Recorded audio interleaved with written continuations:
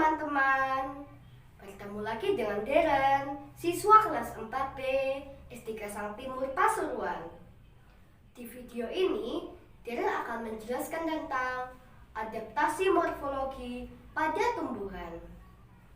Disimak baik-baik ya. Adaptasi merupakan kemampuan makhluk hidup untuk menyesuaikan diri dengan lingkungannya sebagai upaya untuk mempertahankan hidup. Sedangkan morfologi merupakan bagian dari makhluk hidup yang berupa bentuk dan fungsinya.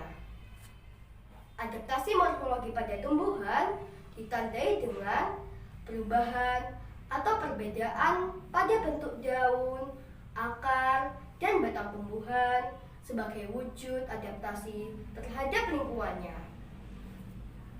Adaptasi morfologi pada tumbuhan dibagi menjadi 3, yaitu adaptasi xerofit, adaptasi higrofit, dan adaptasi hidrofit. Pertama-tama, Deren akan menjelaskan tentang tumbuhan xerofit. Tumbuhan xerofit merupakan tumbuhan yang hidup di tempat-tempat kering dan sedikit air, seperti gurun pasir dan sabana. Jenis tumbuhan yang hidup di lingkungan ini contohnya adalah kaktus. Kaktus merupakan tumbuhan xerofit yang memiliki bentuk daun menyerupai duri. Ciri-ciri tumbuhan xerofit antara lain: yang pertama, daunnya tebal dan sempit, bentuknya bersisi atau berupa duri, dan ada juga yang tidak memiliki daun. Fungsinya untuk mengurangi penguapan.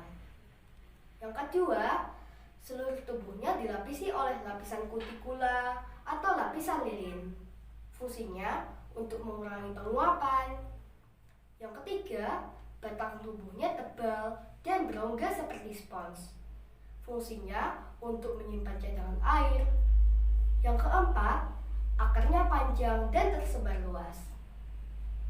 Selanjutnya, Deren akan menjelaskan tentang adaptasi hidrofit.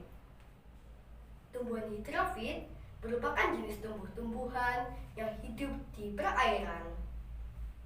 Jenis tumbuhan yang hidup di lingkungan ini contohnya adalah teratai, eceng gondok, dan kangkung. Tumbuhan ini hidup di atas permukaan air atau mengambang. Tumbuhan ini memerlukan unsur hara yang langsung diperolehnya dari air.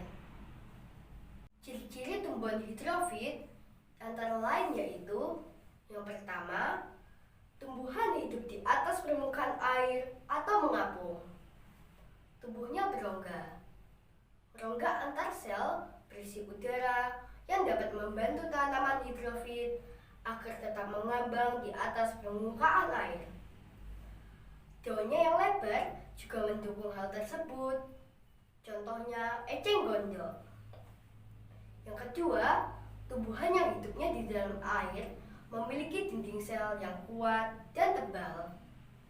Fungsinya untuk mengurangi osmosis atau penyerapan air ke dalam sel. Contohnya hidrilla dan valisneria. Yang ketiga, tumbuhan yang sebagian tubuhnya di atas air dan sebagian lagi di dalam air. Tubuh dan tangkai daun memiliki rongga untuk mempertahankan tanaman bagian atasnya agar tetap berada di permukaan air. Contohnya teratai dan kangkung. Yang keempat, tumbuhan yang hidup di daerah pasang surut atau daerah yang terkadang terendam air dan terkadang jauh dari air, memiliki perakaran yang lebar dan kuat. Fungsinya agar tanaman tetap kokoh bila diterjang ombak. Contohnya adalah tumbuhan bakau. Yang terakhir, Deren akan menjelaskan tentang adaptasi higrofit. Tumbuhan higrofit merupakan jenis tumbuh-tumbuhan yang hidup di daerah lembab. Jenis tumbuhan yang hidup di lingkungan ini contohnya adalah tumbuhan paku, keladi, dan lumut. Untuk melakukan adaptasi terhadap lingkungannya, perubahan morfologi yang dilakukan oleh jenis tumbuhan ini adalah: yang pertama, mampu menyesuaikan jumlah stomata. Stomata berada di permukaan daun dan berfungsi sebagai alat untuk penguapan. Yang kedua, bentuk daunnya lebar, tipis, dan jumlahnya lebih banyak. Hal ini juga berfungsi untuk menyesuaikan laju penguapan. Semakin banyak daunnya, maka laju penguapan yang terjadi akan semakin banyak. Demikianlah penjelasan Darren tentang adaptasi morfologi pada tumbuhan. Semoga penjelasan Darren dapat bermanfaat bagi teman-teman semua. Sekian dan terima kasih.